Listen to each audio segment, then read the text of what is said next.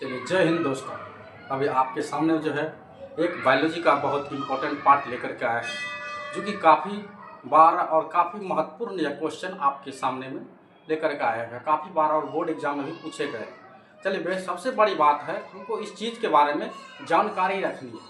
जब मेरे पास जानकारी रहेगा तभी हम इससे रिलेटेड कोई भी सवाल अगर एग्जाम में पूछे जाएंगे तो हम उनको बेहतर तरीक़ा से बता पाएंगे। चलिए, मेरा नाम है नीरज कुमार। आपके सामने में पहली बार इस तरह के वीडियो लेकर के आए हैं। ज़रूर आप इन वीडियो को पूरा सही तरीक़ा से देखें। अगर आपको यह वीडियो अच्छा लग रहा है जरूर हमें कमेंट में यस या नो करके जवाब दें। चलिए देखते हैं आपके सामने जो दिया गया है, यह जो बायोलॉजी का पहला क्वेश्चन है कि क्या क्या दिया गया है। चलिए जानते हैं सबसे पहले क्या है लैंगिक जनन की विशेषता के बारे में। सबसे पहले लैंगिक जनन से स्टार्ट करने से पहले मैं जानूंगा कि जनन है क्या। चलिए, जनन प्रजनन की वैसी विधि है जिसमें क्या है लिंगों की क्या होती है आवश्यकता। लेकिन जनन ऐसे नहीं बोलना है। जनन वैसी विधि है जिसमें नए संतानों की उत्पत्ति होती है। क्या होता है जिसमें नए संतानों की उत्पत्ति होती है। अगर आपसे पूछ दिया जाए कि जनन कितने प्रकार के होते हैं, तो जनन अगर पूछ दिया जाए आपसे कि जनन कितने प्रकार के होते हैं, रिप्रोडक्शन कितने प्रकार के होते हैं, आपको बताना है कि यह जो है 2 प्रकार के होता है। कितने प्रकार के? 2 प्रकार के होते हैं। पहला आपका क्या है लैंगिक जनन, दूसरा क्या आपका अलैंगिक जनन। चलिए आज हम जानने वाले हैं कि लैंगिक और लैंगिक जनन के बारे में और लैंगिक जनन की विशेषता के बारे में और लैंगिक जनन की परिभाषा के बारे में और लैंगिक जनन से क्या क्या फायदे हो सकते हैं और लैंगिक जनन से क्या क्या नुकसान हो सकते हैं। आज हम ये वीडियो में जानेंगे पूरे इनके सवाल जवाब का आंसर। चलिए सबसे पहले जानते हैं कि लैंगिक और लैंगिक जनन की परिभाषा। तो हम लोग ऐसे बोल सकते हैं जनन की वैसी विधि जिसमें क्या है जिसमें लिंगों की आवश्यकता नहीं होती है।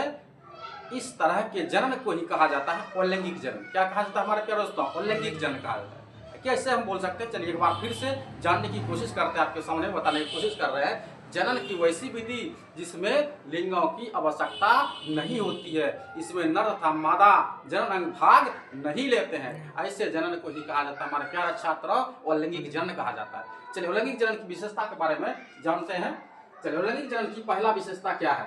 इसमें जीवों की सिर्फ क्या लिखा हुआ है, इसमें जीवों की जो है सिर्फ जो है एक व्यष्टि भाग लेता है। जीवों की जो है इसमें एक व्यष्टि मतलब समझते हैं, या तो नर या तो मादा भाग लेंगे, या तो नर या तो मादा भाग लेंगे। चलिए दूसरा में जानने दूसरा स्टेप में क्या लिखा गया है, इसमें शुक्राणु तथा अंडाणु कोई भाग नहीं लेता है। इसमें जो है शुक्राणु ना तो अंडाणु जो है कोई भाग नहीं लेता है। किसमें? तो अलैंगिक जनन में। चलिए आगे क्या लिखा गया है, इस प्रकार के जनन में समसूत्री विभाजन या असमसूत्री विभाजन कोशिका विभाजन होता है। चलिए जानने की कोशिश करेंगे क्या है इस प्रकार के जनन में समसूत्री कोशिका विभाजन या असमसूत्री कोशिका विभाजन होता है। किसमें? तो अलैंगिक जनन की विशेषता के बारे में जो बता रहे हैं ये अलैंगिक जनन में होता है हमारे प्यारे छात्र। चलिए आगे क्या है, अलैंगिक जनन के बाद जो संतानों का जन्म होता है वह आनुवंशिक गुणों में ठीक जनकों के समान होता है। आप जानते हैं क्या आनुवंशिक जनकों के समान क्यों कहा गया? आप देखे होंगे पपीता का पौधा देखे होंगे, आप देखे होंगे कनेल का, आप देखे होंगे गुलाब का, आप देखे होंगे किनका पौधा, तो जिसका आप देखे होंगे आम का पौधा। जब हम कलम काटते हैं, कलम काटने के दरमियान देखिए जो पौधा विकास करता है क्या वो अपने जनन से जहाँ से जनकों से क्या वो भिन्न होते हैं? नहीं, उनका रंग रूप आकार सारा एक ही तरह होता है हमारे प्यारे छात्र। क्या होता है? एक ही तरह। इसीलिए यहाँ पर दिया गया है अलैंगिक जनन के बाद जो संतानों का जन्म होता है वो आनुवंशिक गुणों में ठीक जनकों के क्या होते हैं? तो समान होता है। अगर आपसे पूछ दिया जाए क्वेश्चन इस तरह से अलैंगिक जनन में किस जनन में संतान की उत्पत्ति होने के बाद वो जनक के समान होते हैं, आप हमारे प्यारे छात्रों ऑप्शन दे दिया रहेगा लैंगिक जनन और लैंगिक जनन दोनों इनमें से कोई नहीं आपको बता देना है क्या अलैंगिक जनन में होता है। और एक बात अलैंगिक जनन से उत्पन्न संतान को हमारे प्यारे छात्रों क्लोन कहा जाता है। क्या कहा जाता है? क्लोन कहा जाता है। चलिए आगे स्टेप में जानते हैं, इसके जनन से ज्यादा इनके जनन से ज्यादा संख्या में वृद्धि होता है। आप देखें क्या कह रहा है अलैंगिक जनन में जो है अलैंगिक जनन के माध्यम से जो है हम संख्या में जनन में अधिक से अधिक वृद्धि कर सकते हैं, अधिक से अधिक वृद्धि हम कर सकते हैं। आगे देखिए क्या आ रहा है, इसमें निषेचन की जरूरत नहीं होती है। किसमें निषेचन की जरूरत नहीं होती है? वह अलैंगिक जनन में जो है निषेचन की जरूरत नहीं होती है। अगर आपसे पूछ लिया जाए निषेचन किसे कहते हैं, तो ये सवाल आपको मैं छोड़ रहा हूँ, इनका दूसरा वीडियो मैं आपको सामने में बनाऊंगा। चलिए दूसरा क्या है, जीवा में अलैंगिक जनन कई विधियों से संपन्न होती है। जीवा में जो है अलैंगिक जनन जो है कई विधियों से संपन्न होती है। पहला आपका देखिए क्या लिखा गया है, पहला लिखा है विखंडन। और क्या विखंडन क्या है, फिशन क्या है? कहा विखंडन के द्वारा ही मुख्य रूप से एक कोश के जीव जनन करते हैं। विखंडन मतलब क्या जानते हैं? विखंडन अलग अलग क्या है, अलग अलग टूटना, अलग अलग क्या टूटना। एक कोशिकीय जीव किसे कहते हैं? जिन जीवों का शरीर जो है ना एक कोशिका का बना होता है उसे एक कोशिकीय जीव कहते हैं हमारे प्यारे छात्रों। जैसे आपका क्या हो जाएगा, पैरामीशियम, अमीबा का नाम आप जानते होंगे। इनको क्या कहा जाता है? तो एक कोशिकीय जीव की ये क्या है, उदाहरण है। किसका है? एक कोशिकीय जीव के क्या है, उदाहरण है। चलिए जैसे यहाँ पर देखिए एक बार फिर से आपको समझा दिया जा रहा है, विखंडन के द्वारा ही मुख्य रूप से एक कोशिकीय जीव जनन करते हैं। जैसे अमीबा, पैरामीशियम, एक कोशिकीय शैवाल, यूग्रेना आदि क्या है, सबसे पहले ये एक कोशिकीय जीव है। ये अपना विखंडन के द्वारा ही क्या होता है, इसमें मुख्य रूप से कोशिकीय जीव का क्या होता है, जनन होता है। चलिए विखंडन के बारे में जानेंगे।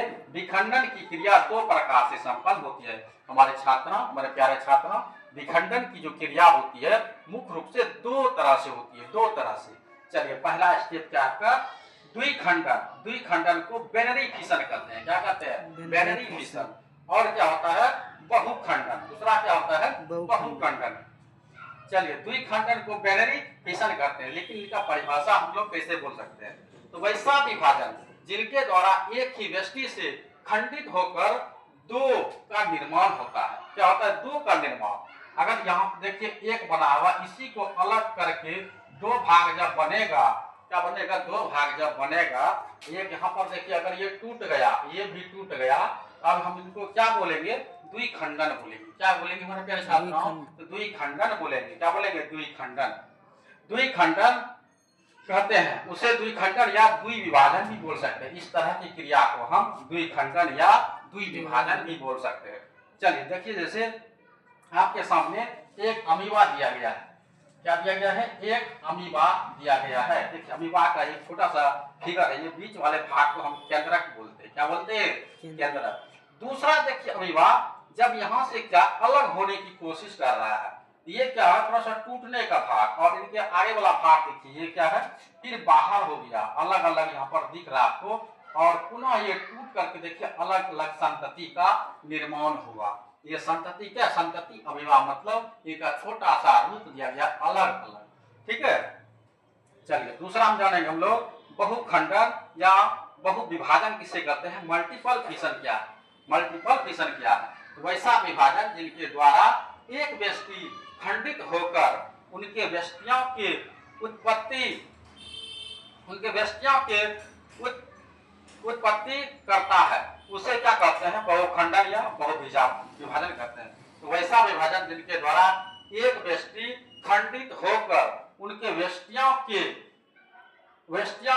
उत्पत्ति करता है। उनके व्यष्टियों मतलब उनसे जो अलग अलग व्यष्टि जो बनेंगे उसे क्या कहते हैं, बहुखंडन या बहुविभाजन करते हैं। मतलब बहुत अनेक भाग में टूटने को कहा जाता है बहुखंडन। क्या कहा जाता है? बहुखंडन कहा जाता है। जैसे यहाँ पर देखिए छोटा सा अमीबा है, इनका देखिए ये रूप है, और यहाँ से देखिए ये रूप का संतति केंद्रक से अलग अलग फिर निकला, फिर एक नया संतति का निर्माण हुआ। ये क्या कहलाएगा? आपका बहुखंडन कहलाएगा। हमारे प्यारे छात्र आप लोग जरूर इस वीडियो को पूरे देखें अगर आप एग्जाम में 2-3 नंबर लेना चाहते हैं बेहतर तरीका से। जय हिंद, जय भारत। फिर आपको नेक्स्ट वीडियो में मिलते हैं। Okay, thank you, all the best.